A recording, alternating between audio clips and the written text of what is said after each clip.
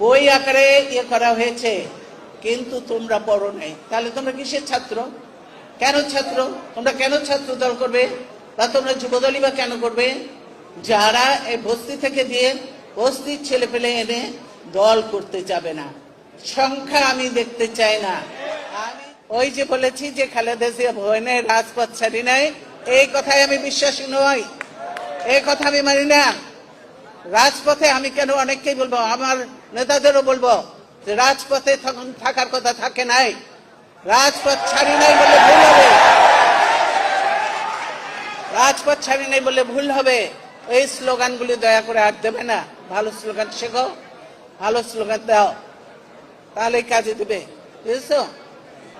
Election কমিশনের প্রস্তাবটা, এটা কি তোমরা পড়েছো? সবাই সবাই পড়ো নাই। এটা বই আকারে ইয়ে করা হয়েছে, কিন্তু তোমরা পড়ো নাই। তাহলে তোমরা কিসের ছাত্র?